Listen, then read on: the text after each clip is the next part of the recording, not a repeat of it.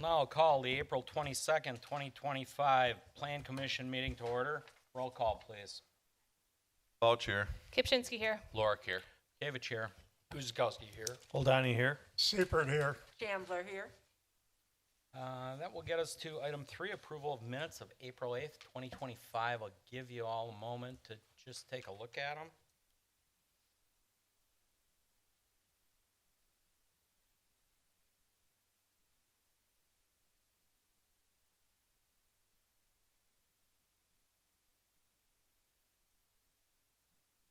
Satisfied there's no discussions, errors, omissions, or corrections? Motion, please. Seipert moves to approve the minutes of April 8th, 2025. Guzikowski will second. Roll call, beginning with Christine. Balch aye. Kipchinsky, aye. Lorik aye. Gavich abstains. Guzikowski, aye. Holdani, aye. Seipert, aye. Chandler abstains.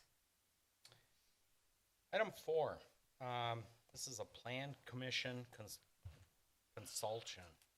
It's a discussion of conceptual plans for a proposed mixed-use development to be located at 2500 West Drexel Avenue, 7332 South 27th, 7412 South 27th Street, 7430 South 27th Street, 7478 South 27th Street, 7546 South 27th Street, 7610 South 27th Street, 7628 South 27th Street, 7640 South 27th Street, and it is submitted by Mark Lane. Todd. Yes, thank you, Mr. President. Todd, Mr. Mayor. Before we start, what's going on? Point of reference. Can we introduce Nick, please? Absolutely. So we have a new planner that began about a month ago with the department. His name is Nick D'Amato. He is our new planner. Welcome. Plan Commission. Welcome, Nick. He's Master of Urban Planning. Where were you before, Nick? Riverworks Development. So has some experience and has been a great addition. Wonderful. And it's Nick. Well, welcome, Nick. Okay, continue on, Todd. Sure, no problem. And so the proposed development site is at the northeast corner of Drexel and 27th Street. It encompasses about 116 acres of land undeveloped. Currently, it's got various zonings, residential and business included in there. The comprehensive plan notes or designates this land future use as mixed use. And we have the applicant here today proposing residential and commercial development over the entirety of that area of undeveloped land. A little bit about the review process for this. So the developer is seeking feedback at this conceptual informational meeting. There'll be no action taken tonight. The Plan Commission is not a public comment forum, so that will be held off to Common Council for future actions on this project. Plan Commission will review the application for some land divisions and rezoning in the future, depending on the timeline of the developer and their readiness. Just like for this meeting, neighbors will receive notification of that meeting, and the Plan Commission at those meetings will be a recommending body for any action. Again, not a public forum. A public hearing in front of the Common Council then would be heard roughly a month after Plan Commission submits the recommendation, and again, the neighbors will be receiving notifications for that meeting, and that's the opportunity for public comment at those. Eventually, the Common Council may be adopting a rezone request through the adoption of ordinance, and then there'll be likely several more steps of rezoning, other actions in this process, and neighbors will receive notifications for each one of those meetings. The applicants are here and to give a little presentation about their project. So I'll turn it over to them. Excellent. Welcome, guys. Please, we'll need your name and addresses for the minutes. Matt Maroney with Wongard Partners, 1200 North Mayfair Road, Milwaukee, Wisconsin. Jim Seatman, West 240, North 1221, West Pewaukee Road, Waukesha, Wisconsin. Thank you. Thank you for this opportunity tonight. We're here as part of our information gathering from the community. We held an informational meeting last week with the neighbors as well and sought feedback there. We're kind of in the process of fine-tuning our plans to go forward with a formal proposal. So this is an important step for us. We always want to get as much feedback as we can before we start the formal process. So I'm with Wongard Partners. We are a local, Southeast Wisconsin commercial real estate developer. We're really focused on multifamily buildings as well as industrial development. We do have some office and some retail in our assets that we manage for our investor base. We pride ourselves on a high reputation score from our tenants, especially on the multifamily side. We do all of our own property management because we want to create the first-class experience for our residents. We would be considered Class A on the high end of apartments in the region, and we're very excited about this opportunity. We had been in discussions with the landowner for a period of years about the potential for this property, and when it became a reality, we realized the nature of the property, the environmental features of this property, and wanted to really bring a first-class development for kind of life cycle housing for a multitude of potential residents in the area. And we reached out to Seatman Realty because we look at them as one of the premier environmentally sensitive developers, in Southeast Wisconsin, if not, the Midwest United States. So that's a little bit about us. I'll have Jim Seatman talk a little bit about Seatman Realty, and then we'll get into the details of the project.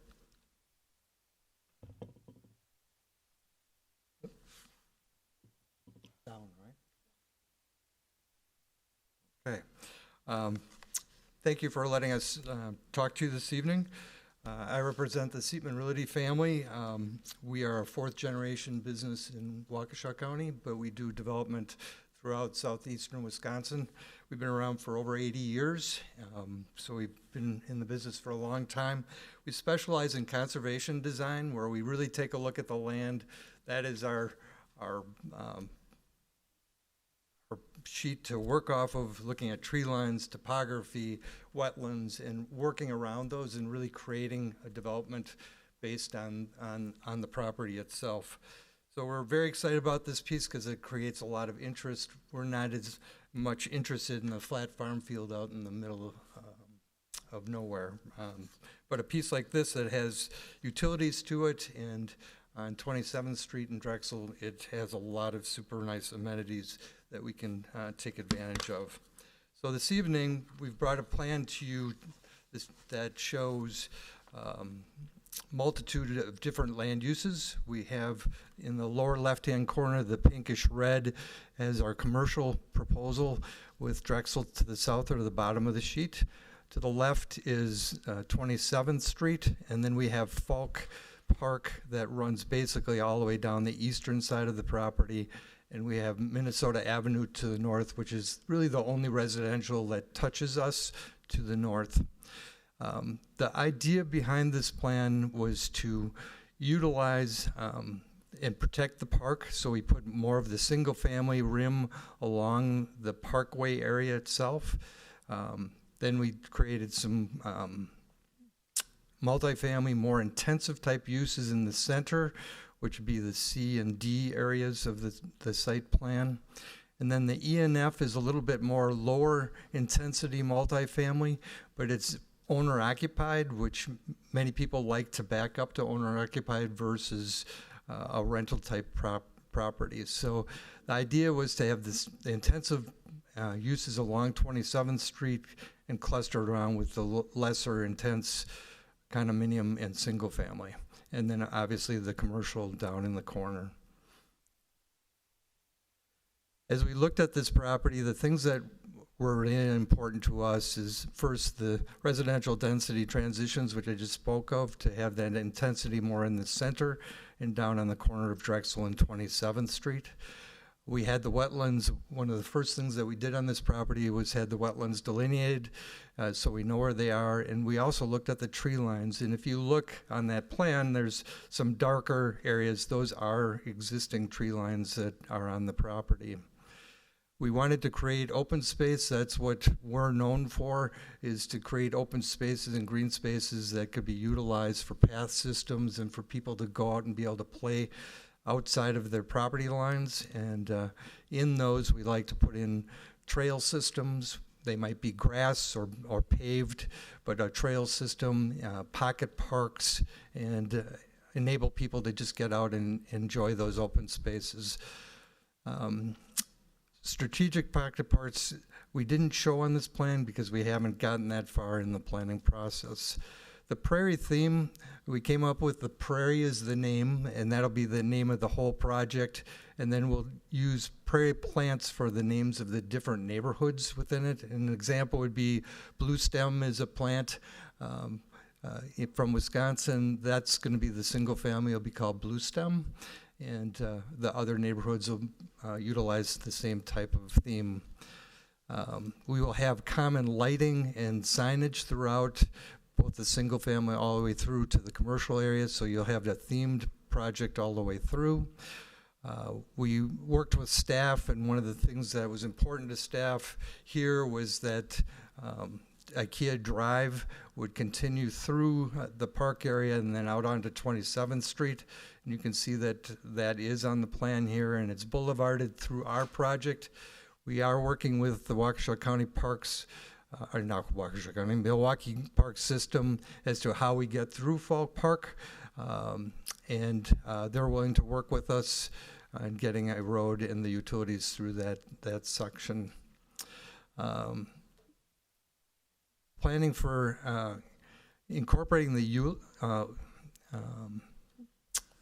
Ulrich property. If you notice in the bottom third, just above the commercial area, is the Ulrich property. We do not have that under control at this point. We've been working with the Ulrich family to try to purchase that from them and incorporate that into the plan. We haven't gotten to that point yet of contract, but you'll notice in the G area that there's a street that comes down and touches Ulrich. In the AB section or the commercial section, we're not showing any road up to Ulrich at this point because we just don't know where it should be.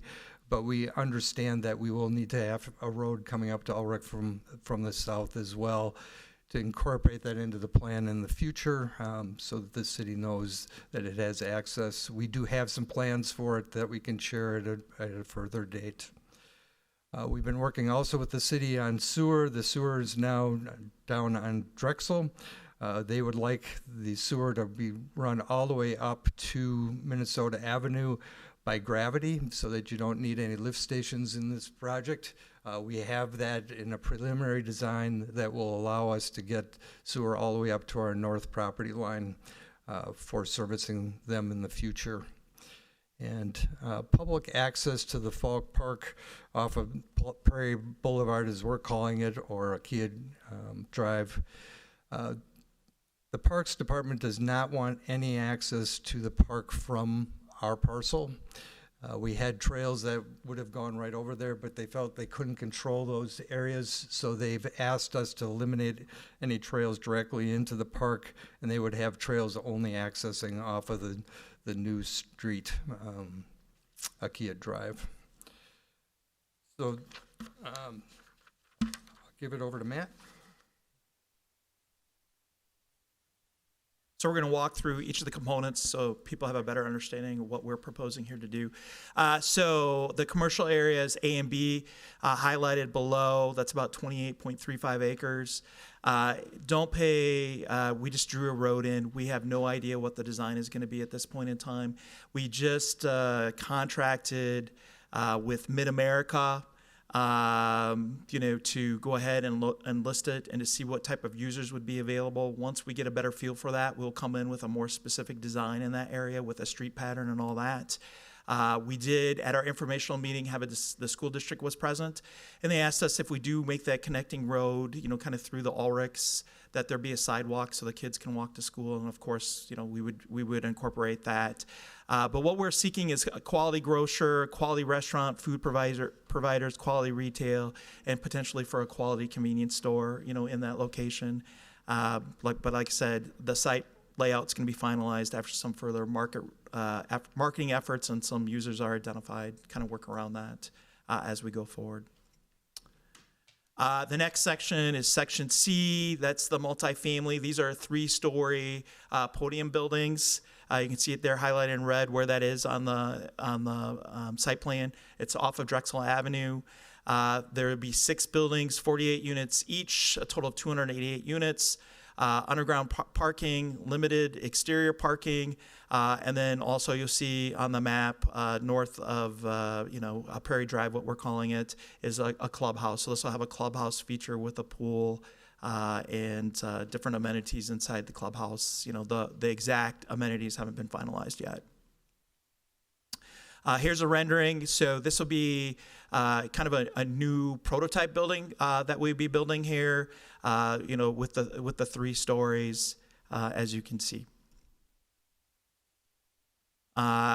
Here is the current zoning. I'm not going to go into all the zoning requirements, but you'll see in general we meet all the zoning requirements. The areas highlighted in yellow is where we may need a little flexibility under the current zoning code for that area.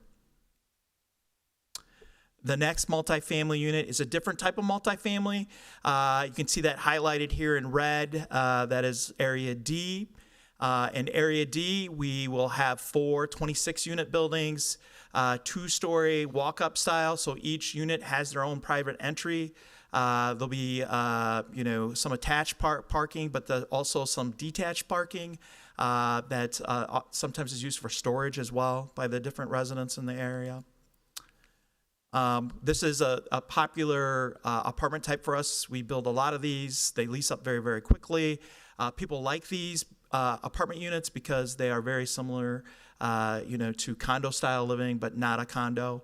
And it allows people to, have a high quality living with high quality finishes, but not have the day-to-day maintenance. Once again, here are the zoning requirements, for this area. And once again, we highlight in yellow those areas where we might need just a little bit of flexibility, for the project to occur as designed. We pride ourselves on residential satisfaction. You can see our Google reputation scores, at the bottom with our Google reviews. We very much believe we're building a community within a community. That is our approach. We try to put on a lot of activities to build a neighborhood and build connections between our tenants. Chili cook-offs, baseball games, all sorts of different activities that we put on our properties. And we're proud to report there's a national ranking that goes out based on properties. We have 2 of our properties ranked in the top 1% nationally for superior resident experience. These 2 properties are both tied for second in Wisconsin. We are the only developer to have 2 properties in the top 5 in the state of Wisconsin, and that's something that we're very, very proud of. And I think it speaks to our commitment from our on-site property staff. We not only have on-site leasing agents, but we have on-site maintenance techs as well. So if there's an issue that a resident has, they get an immediate response and get the situation resolved. And then just a little bit about some demographics at our properties. I think it's always important to note, the median income of $93,500. Our median age is 32. We have 1.1 cars per unit, 0.45 pets per unit, and only 0.03 children per unit. So we don't have a huge impact, on the schools from our properties. Here's just a couple testimonials, recent testimonials from the communities that we're in. We're big believers on delivering on our commitments and doing what we say as we go forward. And I would encourage you, anywhere we have one of our properties, please feel free to call any of the staff or the elected leadership and they will tell you we take great pride in being very responsive to the needs of the community, and they don't have any complaints about our properties. With that being said, Mr. Seatman will walk through the rest of the development. Okay, we're in E section. This is condominiums. This was proposed in a fourplex type building. Both of the condominium areas, E and F, we probably will not be the developer of those two parcels. We will look for a condominium type developer to do that work, but we're wanting to present to you what that might look like. When we had a neighborhood meeting last week, and at that neighborhood meeting, there was probably almost everybody from Minnesota Avenue at that meeting, and there was a lot of concern with where we put E on the plan. There was concerns about it considered being multifamily. The parking areas look large, more like a parking lot, and we got a lot of resistance from it. So since last week, we modified the plan, and this is the new plan where we flipped E from the north side of the street to the south side, and then just backed up to the residential Minnesota Avenue with single-family lots to hopefully satisfy some of their concerns with that. The South F is showed as duplexes or two-family buildings. Again, ultimate plan will come when we have a developer to do that. We have done these types of buildings, and they've been very successful in our other areas, though. The single family is 97 lots. The lots are 60 by 140, so they're 8,000 square foot lots, which meet your zoning category. One of the things that we're known for a lot is not just having open spaces. We spend a lot of time on these buildings architecturally to make sure that they're architecturally pleasant to look at. And many people look at their home out from the front or from the back, and they sometimes forget the sides of their house. And when you look out the side of your house, you often see a blank wall or a garage. We spend time creating breaks in the walls, windows, shutters, things that make those homes look nice on all four sides. So we do spend a lot of time on architecture. We love the trail systems. I talked about that a little bit before, but we will have a trail system definitely all the way from the north end all the way down to the commercial to the south. So this will be a neighborhood of multifamily and single family and commercial all working together to be able to utilize that commercial on the corner. There's a north G, which is the upper part, and then the south G. And again, as we talked, you'll see that one street to the very south end or the bottom of the sheet that connects up to Ulrich and will eventually connect over to the commercial site. So that's basically a quick overview of what we're proposing tonight. And here's our contact information, certainly for anybody on the board to contact us or the general public. If they have questions, we're happy to meet with anyone on a one-on-one basis to talk about their concerns going forward. And that, we just open it up for any questions of the Plan Commission. Great, thank you, Jim. We will start. Kristen, we're going to start on your end tonight.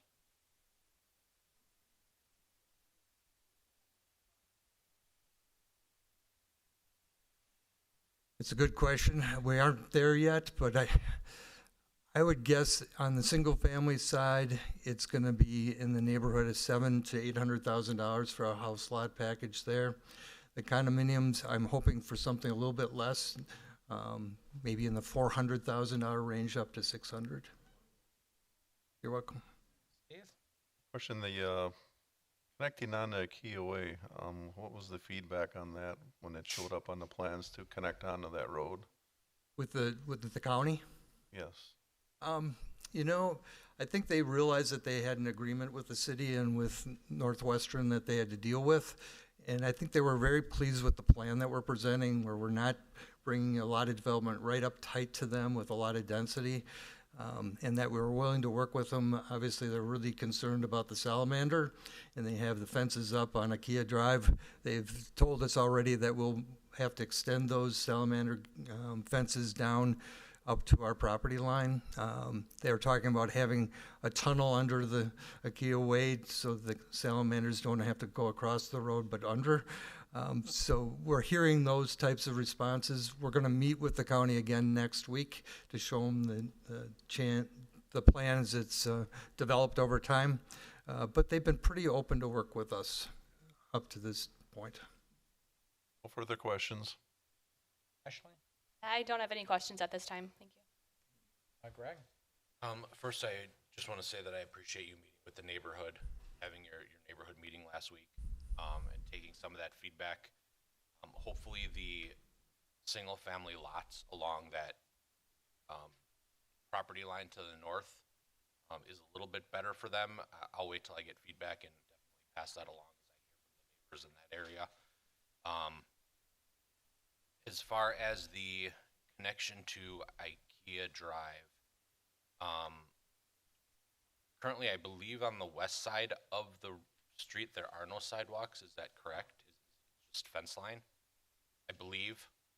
So I was going to ask about sidewalks that way to connect to the school, but it may not make sense if there's no sidewalks there. I understand that the county kind of denied the idea of connecting trails to your property line to Falk Park up there. You mentioned that maybe they were interested in connecting a trailhead somewhere with the road. If that is a possibility, I don't know what their take is on either widening or providing some type of parking lane in that area. I know there's areas in Franklin where there's trails and cars often line up along the side of the road, so maybe keep that in mind if that is something the county's looking for. I definitely appreciate the mix of different buildings, different lots. Somebody with a retired mother who's just moving down here looking for an apartment with attached garages. I will say that there's not many of them, and the ones that there are all full. So that's something that's desired and people are currently looking for. So definitely keep that in mind as you move forward with this plan.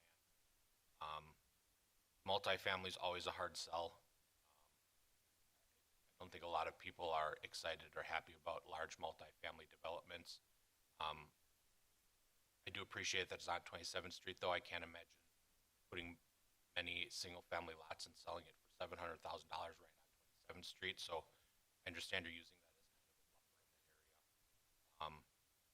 I don't know where you are in discussions or the process of the Ulrich property, but if that is something that does not move forward, is there an alternative to connect what's labeled as Lot 7 so it's not just one long road into a cul-de-sac for fire safety or EMS or other access, so they're not driving directly into a dead-end road?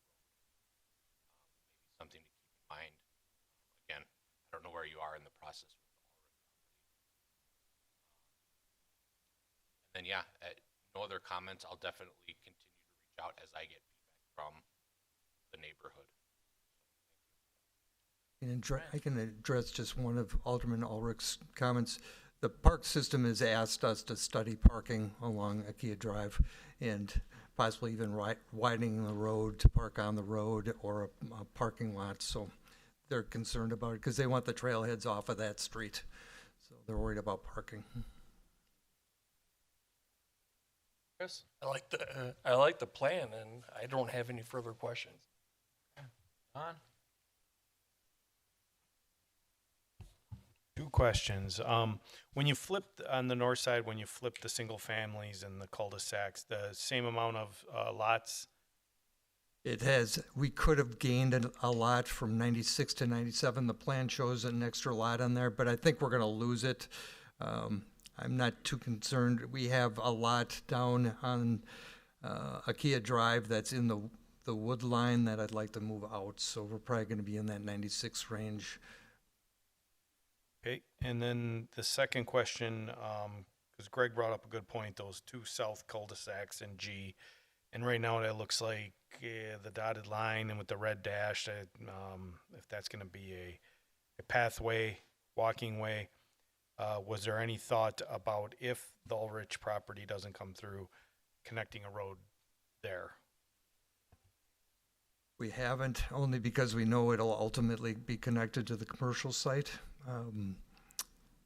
We've been told by staff that they would like to see that connection throughout the whole neighborhood, but we can take another look at it. Yeah, that's it for me. Brad? I have a question for Todd. Isn't there an ordinance in the city that said a dead end can only have 15 lots on it? And I now see in the lower section of G that there's a lot more lots there, and I see a major problem with the fire department to meet that standard. Now, I'll actually let the city engineer address that question. Ashley. Sure. So that ordinance was recently updated. You're correct. It used to read as, I believe it was 500 feet was the maximum. It has recently been updated to a half a mile is what the maximum distance is. Also working with the fire department to ensure that the clear width meets their requirements. Also working with the water utility as far as water supply. So that ordinance was recently updated and adopted. what is the standard today? So the standard is a maximum of a half a mile is what the distance is. And then the clear width is working with the fire department through their national fire code, which I believe is 20 feet, but we would look at that fire code for confirmation. And then just working with the water utility to verify there's enough water supply for fire. Okay, thank you. That's all I have. Thank you, Fred. Chauncey? I do have one question in regards to possibly the rental area. So specifically, since this will be pretty close to a large corporation, so is there or will there be renting to individuals singularly per family, or is there the possibility that you can have a large corporation rent out a large part of these? We may have where a corporation, we offer a discount to their employees to rent that's in the location, but typically we don't rent out to a large corporation. So it's all, individual families, all sort of stuff. But we do some marketing and reach out to the local employers in the area and say, hey, we'll offer a $500 discount, or waive their deposit, for the rent to try to work with the local businesses in the area. So. Thank you. Yep. Okay. Boy, the commissioners covered a lot about what I was going to input on. Connectivity, Greg covered a lot of this going forward. There's a nice trail system within the conceptual plan. Connectivity to the school, you brought it up in your presentation. I think that would be key to work with them, whether it goes all the way down Prairie, whether they're shared bicycle paths, sidewalks, that can be figured out, but I do think that's key. Within the rentals, there's not a lot of density going on with families, but in a single family, there could be, and the need for those children to go to school beyond buses might be an option. We know the one property is not under control, so I really won't go there. It's kind of been exhausted a little bit. Do appreciate it. Greg brought it up, the adjustment with side-by-side to the single families going to the north against Minnesota, and there is a existing tree line buffer, and I'm glad to see that you're really preserving as much green as you can and working around it. You're not very impacted by wetlands, it appears, so that's wonderful. And there's also a mention, you're going to use the stormwater runoff, which is currently existing on the south side of Drexel. So, conceptually speaking, it is a nice looking plan. I think it evolves very nicely the impacted areas because, truthfully speaking, Minnesota's the residents to the north, and I think maybe it came about through the neighborhood meeting or however that happened or through the developer, but it certainly makes more sense the way I'm looking at it this way than what it was. It came from the neighborhood meeting. Yeah. Yeah. Yeah. So, you know, I appreciate you taking that first step and going that way. Unfortunately, I couldn't make it myself. Greg already brought this up. You know, 27th Street is the appropriate place to have the denser apartments. And then, of course, as you get in, it blends and lightens up. Placeholder within, you know, the far southwest corner there, and we'll see what that brings, but hopefully that ties into the neighborhood as well. Yeah. They don't have to access 27th Street, but again, all dependent on that one property. And I do like the idea of, you know, you're butting up to Falk Park, and those residents, you know, having a built-in county park behind them is priceless. It would have been great to have trails, but that's totally the county's call. If you are, I think that was a great suggestion. You know, you're gonna have parking along those ways. I know what Greg's talking about. I can get kind of tight in there, so that would be wonderful.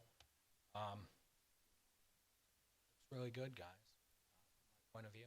Well, thank you, Mayor. We still are undergoing several studies, one being a traffic study, all that, you know, as, you know, the plans may change slightly based on what we see from those studies. But this is purely conceptual, you know, and like I said, you know, Alderman, as you get feedback, you know how to get in touch with us. That's how we like to do business, is continue to try to fine tune and you know, you're never going to make everybody completely happy, but we try to listen and try to really be sensitive to the neighborhood. So You would have 3 access points off 27. yeah, correct? Or do we're, they count the boulevard as 2? I don't think they'll count it as 2. I think we have to have the traffic study and then further discussions with the DOT, and we'll, you know, get back to you. And the traffic study has been underway. So Great. Any other questions, discussion? Okay. No action is needed on this item, so thank you very much. thank you for your time. We appreciate Yep, it. Please continue to process, work with the neighbors and staff as well. Okay. Item 5 that gets us to, and it's an official map amendment. It's a review of a proposed amendment to an official map affecting the parcels at 2028 RW Oakwood Road, submitted by Mark and Kim Verhalen. Todd? Yes, thank you, Mr. Mayor. As you are all familiar, the city of Oak Creek has an adopted official map. The official map includes roads, future roads. If there were to be potential or development, that's where roads would occur. So it is a guide for the city in that way. The property at 2028 Oakwood Road happens to have one of these proposed roads from the official map on it. And so the applicant is seeking to amend the official map to remove that portion of road, which is an east-west connection between the existing Judith Place to a potential network of roads to the west. As you can see, I have a kind of a zoomed out a little bit so you can see how that future road map plan shows roads accessing a potential, road pattern to the west. Again, the property to the east here is the applicants, and they are seeking to remove this east-west portion, as I mentioned, and to close off that road here to kind of like be a D, if you will. So you can see how it would look on the proposed official map if approved. Again, kind of going over that review process for it. The Plan Commission is reviewing the application for this official map amendment. Neighbors did receive notifications of tonight's meeting. Plan Commission is the recommending body for this action. It's not a public comment forum. Public hearing in front of the Common Council can be held as early as May 20th for this.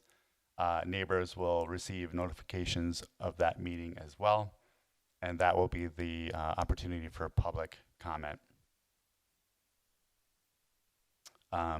Suggested motion is on the screen. Otherwise, if the property owner or applicant is here, they're able to speak and answer questions. Applicant want to say anything or wait on questions? Mark Verhalen, 9330 South Nicholson Road. One of the reasons I came forward with this is I have a person in real estate that works with me quite a bit. There was a developer that built a number of houses off of Judith Lane in the past, and I kind of looked at the property that I own, and I don't know a lot of the neighbors personally, but I farm the property at present, and I've talked to a lot of them in the past. And I thought if we're going to do anything here, I tried to make something with the least amount of impact to the people that live on Judith Lane. And after I talked with my real estate guy, we came up with something that I think we can. There won't be any negative effects to the neighbors when we submit the CSM, and I'm planning on doing that in the future here. But the first step is getting this section of road, and as you can see, as it goes to the west, it circles around the property owner to the west, Kurt Moss, and he is here tonight as well. But as it continues west, you can see there's a myriad of proposed future roads, which is going to put all kinds of unnecessary traffic, if that would ever get developed, onto Judith Lane. And I kind of thought that if we take this cross street out of there, whatever I decide to put there is going to be very, very low impact. And like I said, I'm going to come at a later meeting and show what I plan to do there. But the first step is getting this road off, and I think it's to the benefit of everybody on that street in the future. And I think when we get done, it'll be something that's really going to be a pleasure for the people that live there. There's going to be some other real estate or residential development there, but it's going to be very low impact, and I think everyone's going to be happy at the end of the day. But like I say, the first step is getting that road off of there. Otherwise, I can't move forward with what I want to do. And the person that I work with, he said if we'd go forward and really want to develop this property, there's a potential to put 18 homes in there, and I don't want to do that.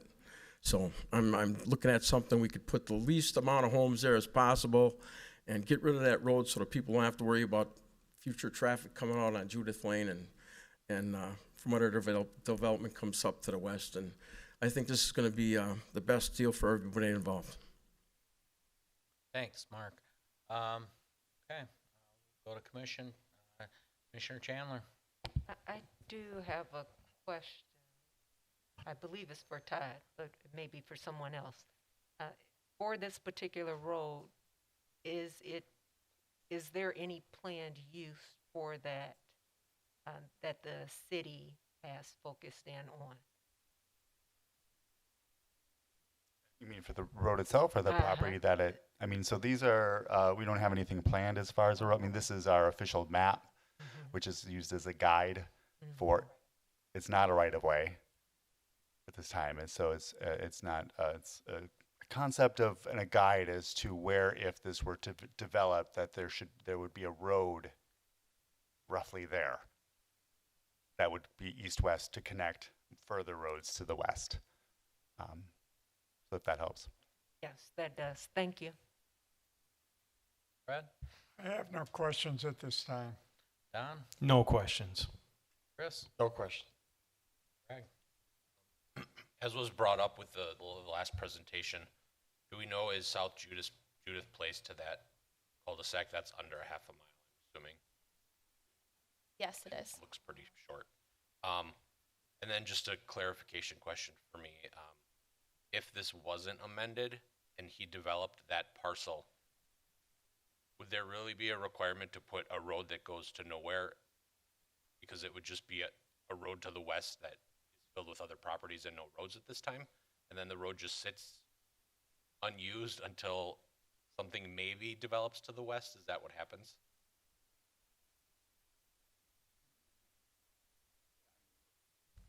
Would we be potentially, if they did a CSM, maybe dedicating Typically, that as a yeah. future road? Probably if there was a CSM, but no force of a road being built at that time? Yeah, that's a tough one. I know we've been trying to get away from keeping road reservation on a CSM, and if there is a street pattern there requiring dedication of, as far as dedicating and installing, that would be a great question.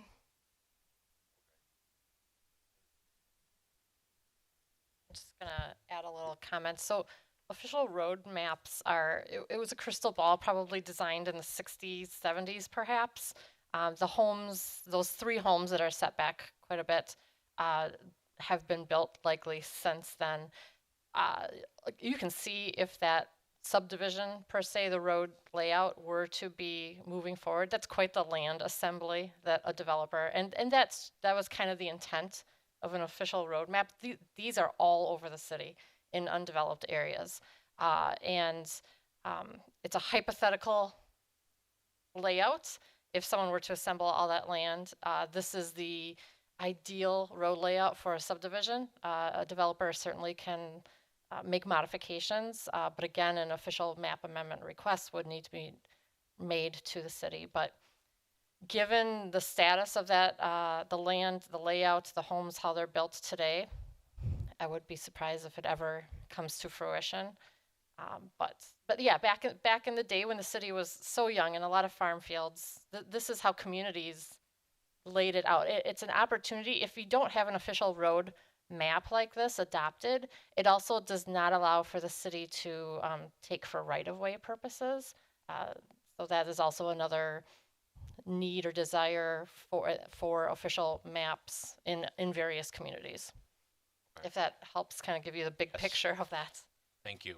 So I guess knowing all that, I don't have an issue with this, especially since I feel that road, if it were put in, would help the properties to the west more gain access. And if they're okay with this, then I don't have an issue. Yeah, I mean, both, as you saw in your packet, submitted letters stating that they're accepting of the change. Okay. So yeah, then I don't have an issue. Okay. Ashley? No questions. Thank you. Steve? No questions. Christine?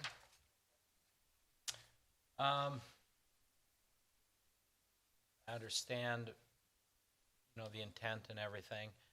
Just going back to that map very quickly, Todd. Fast. With a crystal ball, if the road is eliminated to Judith, and then you would enter off Oakwood, that subdivision need 2 entry points?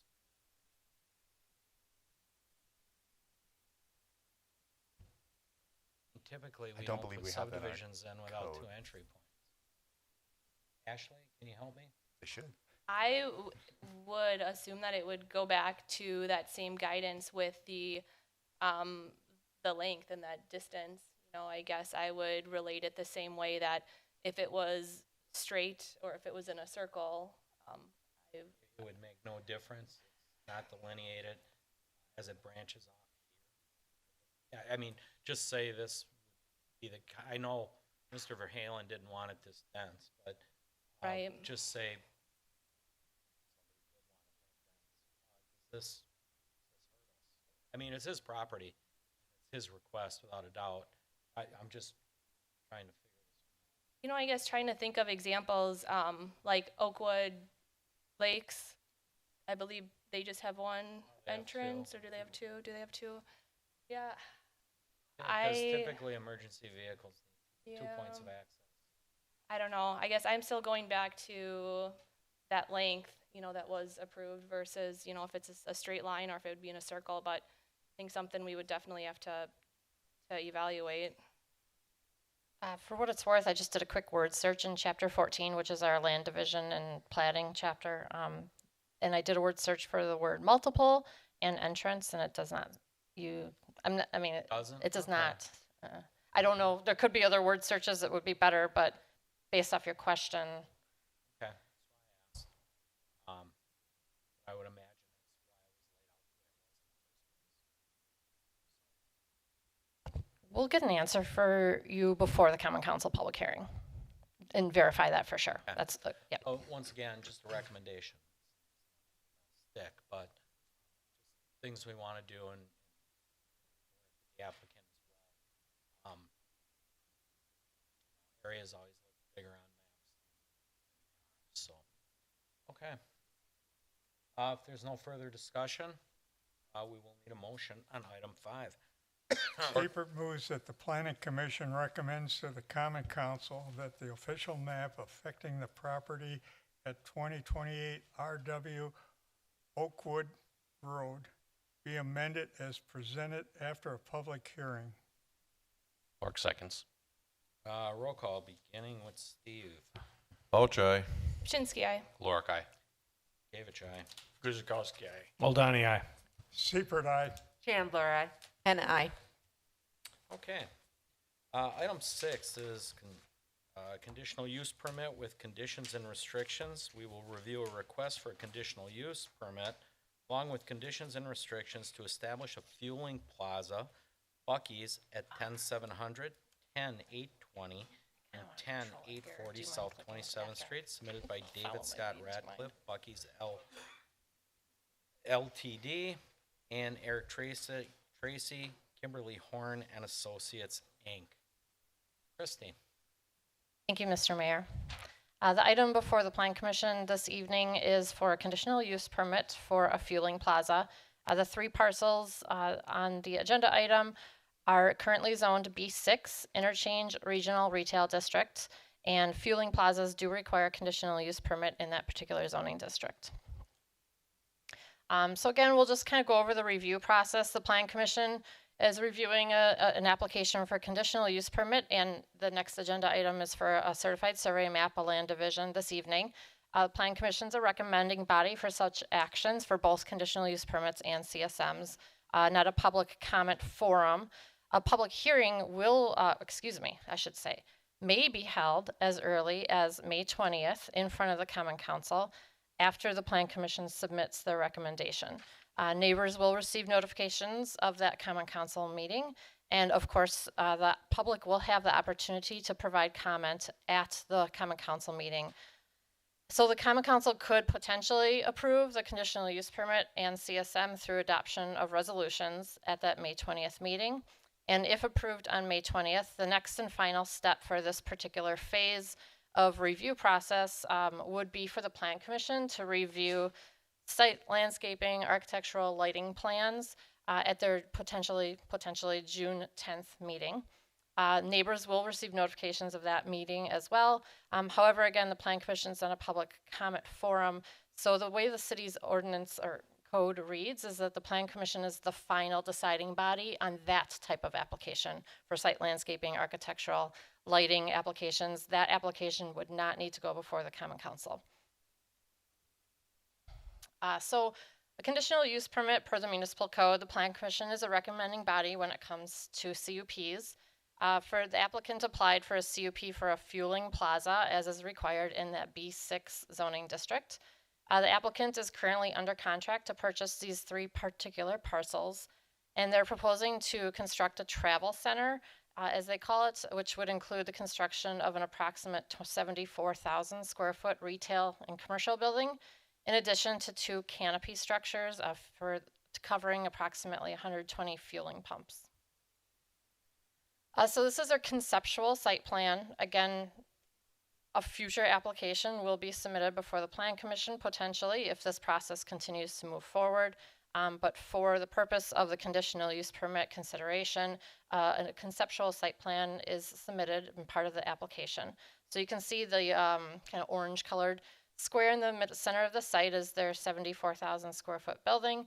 And then they're showing one axis off of Elm Road at the top on the north, which would kind of split the canopies. That's why they would need 2 canopies.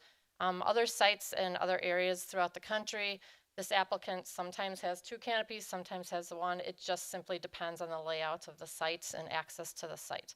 So this is how it's laid out conceptually. And then you can see that there is a detention pond to the south and an outlot. They are showing approximately, again, this is a conceptual site plan, approximately 680 parking spaces being provided. The code does require about 414, so definitely meeting the code requirement as far as parking requirements goes. So just some information about the applicant. The Travel Center is a tourist destination. It's a commercial user along the interstate highway, which does fit the definition of our B6 zoning district. At full capacity, a typical shift would employ about 100 to 125 people. They have submitted a draft TIA to the state of Wisconsin DOT. The DOT does have jurisdictional authority at the interstate intersection there with Elm, and also 27th Street is a state highway, as you know. So they do have jurisdictional authority, and that is why the state of Wisconsin is reviewing the traffic impact analysis study that's been submitted by the applicant. So to match the TIA's numbers, the applicant submitted information to the city for the vehicle, their expected vehicle trips. They're expecting roughly 10,000 vehicles per day to the site. However, about 90% of that traffic is site generated, is diverted. It's from the interstate. People are coming off the interstate, visiting the site, and going right back on the interstate. More than 85% of their customers come from well beyond city, county, and state boundaries. 18-wheelers, semi-trucks are not allowed on the site. They do have signage throughout the property indicating so. And then, as mentioned before, they are proposing approximately 74,000 square foot retail building. So this is some language that's straight out of the Municipal Code, Chapter 17, when the Plan Commission and Common Council are considering a conditional use permit. I don't like reading slides verbatim. It's not a very exciting presentation, but for the purpose of the meeting tonight, I'm going to, when a conditional use permit is being considered, the application has to meet certain criteria per Article 4 of the zoning ordinance, as well as the following criteria. So a negative finding of fact of the following criteria shall require a negative vote. So if there were a negative recommendation from the Plan Commission, one of these 5 criteria should be cited because, as the code states, that negative finding has to be found in order for a negative vote. Number 1, the establishment, maintenance, or operation of the conditional use will not be detrimental or endanger the public health, safety, or welfare. The establishment of the conditional use will not impede the normal and orderly development and improvement of the surrounding property for uses permitted in the district. Adequate utilities, access roads, drainage, parking supply, internal circulation improvements, including but not limited to vehicular, pedestrian, bicycle, and other necessary site improvements have been or are being provided. Measures have been or will be taken to provide adequate ingress and egress and designed to minimize traffic congestion and to ensure public safety and adequate traffic flow, both on site and on the public streets. And the conditional use conforms to all applicable regulations of the district in which it is located. And so that opening paragraph also cited Article 4. So Article 4 in our municipal code has certain criteria and standards for a variety of uses. And one of those happens to be a vehicle-related whole section, but we have specifically Paren A of the municipal code lists fuel sales and fueling plaza use standards that shall be met. So again, kind of reading verbatim, sorry, but fuel sale and fueling plaza uses shall front and be accessed from arterial or collector streets only. The fuel pumps shall be set back a minimum of 25 feet from the right-of-way and side or rear lot lines. Fuel pump canopies shall be located a minimum of 20 feet from the right-of-way and side or rear lot lines. All fuel pump canopies shall be located a minimum of 50 feet from any residential district boundary line. Fuel pump canopies shall maintain a uniform and consistent roof line with the building. Canopies shall be lit with recessed lighting. There's sign display regulations on fuel pump canopies in this particular section. The exterior base of the columns supporting the canopies have to have a minimum of 4-foot masonry base. And then, of course, outdoor sales and display have to follow a different section of the code.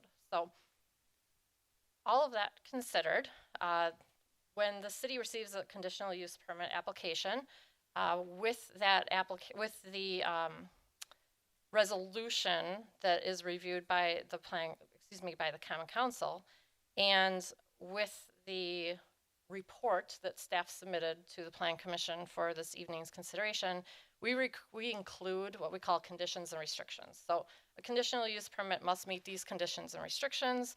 This is very standard boilerplate for every single conditional use permit application that comes through. So there's some very boilerplate language that are in black. I don't necessarily need to recite those, but every particular application, staff makes some modifications that fit that application. And one of the very common modifications we make is hours of application, what's applicable to that particular application and use. And it cites the use standards that I had just mentioned, the fueling plaza standards in this particular case. Parking, it mentions parking. And so with that, I'll highlight just the few in red that are written specific for this particular application. Again, we cited the fueling plaza standards. The applicant is asking for 24/7 operations to be permitted. Parking, it does simply just cite the section of the code of which X amount is required and X amount are provided. They have to meet the provided parking. However, there is language that we added that access and capacity improvements to the site shall be in accordance with approval from the DOT. If the DOT does not sign off on this traffic impact analysis, this project isn't moving forward. You know, that they are reviewing it, they're in the review process, but they have to sign off and they have to, they're going to end up requiring road improvements to Elm, possibly to 27th, and possibly to the interstate intersections. So again, without the DOT signing off on a layout, this project isn't moving forward. So we simply just cited that to meet parking requirements, they're going to have to get approval from the DOT and do everything that the DOT is requiring. And then section 6 talks about allowable signage. So we'll go into that topic quickly here. To be consistent with other developments of this particular type throughout the country, the applicant is requesting particular signage sizes, and also this is the B6 zoning district is the interchange zoning district, and this is pretty consistent with the other area in the city that's zoned B6, which is the IKEA site. So what they're asking for is a 75-foot tall pylon sign with a masonry base. They're asking for 4 wall signs of a particular size, not to exceed in total 307 square feet. And then they're asking for signage on the canopy, the logos not exceeding 64 square feet in area, and then those smaller blue signs, they're asking for 5 of those. So in the conditions and restrictions, there is always a boilerplate signage section. So with the conditional use permit, this is a consideration that the Plan Commission and Common Council would be reviewing. So talking about the future application, the site, the landscaping, architectural, lighting. So future standards and requirements will be reviewed by the Plan Commission if this application continues to proceed. And I just wanted to cite that absolutely these items will be reviewed. It's just that they're not reviewed under a conditional use permit, but they're reviewed with a concrete site plan and architectural design of a building. And some of those include off-street parking requirements, off-street loading, landscaping, screening, fencing, green space requirements, setbacks, outdoor lighting. Then we have non-residential standards, which is your architectural design. There are certain criteria for materials very clearly stated in our municipal code. Stormwater retention and quality standards will absolutely be reviewed as they're regulated by Chapter 13 MMSD, the city's engineering department, and also the Wisconsin DNR N151. Wetlands are always addressed. The DNR has already supplied a wetland exemption determination letter. And then the DNR, of course, regulates gasoline dispensing facilities. That's not something that the city regulates. That's something regulated by the Wisconsin DNR. So I'm not going to read this verbatim again, but just a reminder that if a negative finding were to be found, that one of these items shall be cited in the negative vote. And with that, the suggested motion is before you. And again, if this were to move forward, a public hearing could be held as early as May 20th. Okay. Thank you, Christie. You're welcome. At this time, if the applicant wants to say anything or wait on questions. Name and address, sir. I'm Stan Beard, Director of Development and Real Estate for Bucky's, 327 FM 2004, Lake Jackson, Texas. I'm here to answer questions. Okay, we'll go to the commission. Start at the left. Christine. I have no question, thank you. Steve. No questions. Ashley. No questions. Greg.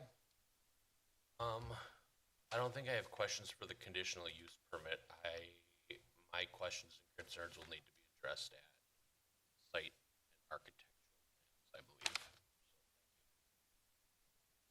Chris. No questions. Don. Yep, same here, no questions. Fred. I have no None? questions at this time on the conditions and restrictions. Okay. Chauncey. No questions, thank you. No. The conditions and restrictions, I think, were pretty well laid out by the city and where the appropriate uses are. And given the zoning that it is, I think we're okay with the conditional use. So I don't have any with that. Motion. Lork moves to recommend that the Common Council approve a conditional use permit for a fueling plaza on the properties at 10700, 10820, and 10840 South 27th Street after a public hearing and subject to conditions and restrictions. Guzekowski will second. Roll call beginning with Ashley. Shinsky, aye. Lork, aye. Kavich, aye. Guzekowski, aye. Oldani, aye. Seifert, aye. Chandler, aye. And I. Pouch, aye. And item 7 is a certified survey map. We will review a certified survey map combining and reconfiguring the properties located at 10700, 10820, 10840 South 27th Street, submitted by David Scott Radcliffe Bucky's LTD and Eric Tracy and Kimberly Horn and Associates Inc. Once again, Christie. Thank you, Mr. Mayor. We are discussing on the agenda this evening the same 3 parcels that we just briefed about. The current zoning is B6 Interchange Retail District, The application is for consideration of a combination and reconfiguration of these 3 parcels to fit the proposed development. So what I did is I highlighted the 3 parcels that are proposed in the certified survey map over the conceptual site plan. So lot 1 is identified with the yellow highlight, lot 2 is identified with the green, and the outlot is identified with the purple. So the both properties would have access to that outlet. The outlet would take care of stormwater management needs for both lots, cohesive development. So the actual CSM, again, you got the yellow, the green, and the purple. So lot 1 will end up being 22 acres, just over 22 acres. Lot 2 would be just shy of 4 acres, and the outlot would be approximately 3.5 acres. The user for lot 2 is, of course, not known and identified, but the applicants, this was a total of about 29 acres. They don't need the full 29 acres, and of course the outlet and retention, stormwater retention is needed for such a development like this. And so they had kind of leftover land and are creating an opportunity for future development on lot 2. Of course, that would be forthcoming in the future, a potential user for lot 2. So all 3 of these lots created, 2 lots created do meet the size and frontage requirements of the B6 zoning district. With that, there is a lengthy suggested motion for this particular item. It's because technical corrections take place throughout the approval process. It's 100% common for all certified survey maps. And so the verbiage here in this particular suggested motion, the first paragraph is very standard for every CSM. We put that, technical corrections, including minor like coordinate corrections, blah, blah, blah, can be made prior to recording and through the approval process. I did add particularly, including those required by Wisconsin DOT. So the DOT has been provided a copy of the certified survey map. We do anticipate that they will require access restrictions. So what that's usually identified with some hatch marks on a CSM. So any future development is known that there will never be access along Elm or along 27th in these particular areas. So the DOT will kind of dictate that. We're asking for a cross-access easement between lots 1 and 2. Milwaukee County has reviewed the draft CSM. They did provide feedback comments to the applicant and the surveyor. They're in the process of making those modifications. And then continuing on, items 4 through 6 are all just kind of potential easements that may need to be identified once that site plan is really firmed up. That's the, yeah. Thank you, Christie. Applicant, anything, or wait on any type of question that may come? Applicant has signaled that he will wait on questions. Let's start to my right this time. Chauncey, No questions, thank you. Fred, No questions at this time. Don, I have one question. Could you go back to the slide where you had the reconfigured lot? Yep, right there. Lot 1. So the one in green, that one is for the future use. Correct. That's lot 2 in green. Yes. Lot 2, okay. And then the outlot that is being proposed as an outlot to the potential Bucky's. It's to house the stormwater retention pond. Oh, okay. Yep. All right. Okay, so just the one on the left is future development. Green is future development. Yep. Yep. Yellow would be used by the applicant in its entirety. All right, that's my only question. Thank you. okay, Chris, My questions have been asked. Greg, 2 questions. The first one, the requirement for the cross-access easement noted on the CSM. Is that, obviously there's nothing planned or developed right now for lot 2. Is that assuming that if something were to come in the future, the state would not allow an entrance from 27th Street? Yeah, I would anticipate that they would just want one driveway for both developments, lot 1 and lot 2. And so, again, the DOT will provide that feedback, but I am quite certain that's what they'll require. Okay, and then the second one, not knowing, and nothing's planned for that right now, are they still required to plan for future development in designing the stormwater pond that will be on the outlot, or do they only design that for their? Yeah, so with the site landscaping architectural package that could be forthcoming, one of the conditions and requirements would be to submit a stormwater management plan that the engineering department would review, anticipating capacity to handle lot 1 and lot 2. Okay, thank you. Did I say that right, Ashley? Yep, correct. And then depending on what would happen at lot 2, we would then require verification that the stormwater pond that was designed and submitted for lot 1 still, would meet all the standards for lot 2. Ashley, do you have anything to add? I do not have any other questions. Thank you. Okay, Steve, And no questions. Christine? No questions. Okay, I'm just gonna go back on lot 2. So it's all being combined and it's owned by it will be eventually owned by the applicant. If it's for future and they decided to sell it off, they'd have to recreate a CSM once again. No, lot 2 would be would be an established new lot with the certified survey map. They could sell it to Joe Blow tomorrow once that CSM is recorded. Just hypothetically, yes. Okay, thank you. Okay, is there any further discussions or questions? Okay, seeing none, motion.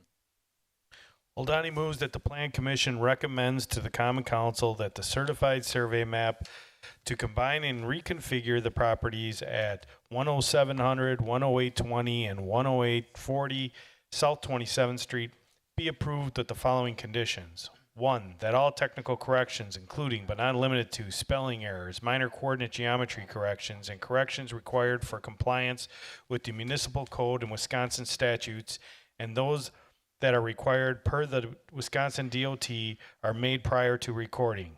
2, that a cross-access easement between lots 1 and lot 2 be identified on a revised CSM and executed and recorded by the Milwaukee County Register of Deeds prior to the issuing of any permits if applicable.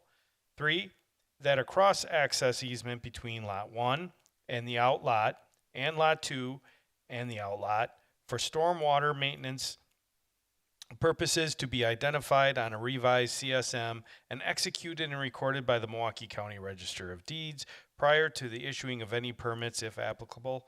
4, a 25-foot easement for the water main be identified on a revised CSM and executed and recorded by the Milwaukee County Register of Deeds prior to the issuing of any permits if applicable. 5, that a sanitary sewer easement be identified on a revised CSM and executed and recorded by the Milwaukee County Register of Deeds prior to the issuing of any permits if applicable. 6, proof of the necessary transfer of ownership through recorded documents by the Milwaukee Register of Deeds if applicable. That's it. Lorik, seconds. Roll call, beginning with you, Greg. Lorik, aye. Gavich, aye. Guzekowski, aye. Oldani, aye. Seifert, aye. Chandler, aye. And I. Vouch, aye. Chinsky, aye. Okay, that is the end of listed business. There's no further business. Motion for adjournment. Seifert moves for adjournment at 7:20. Lorik, seconds. Roll call, Gavich, aye. Guzekowski, aye. Oldani, aye. Seifert, aye. Chandler, aye. And I. Vouch, aye. Chinsky, aye. Lorik, aye. All right. Thank you all. Have a great evening. Have a great week.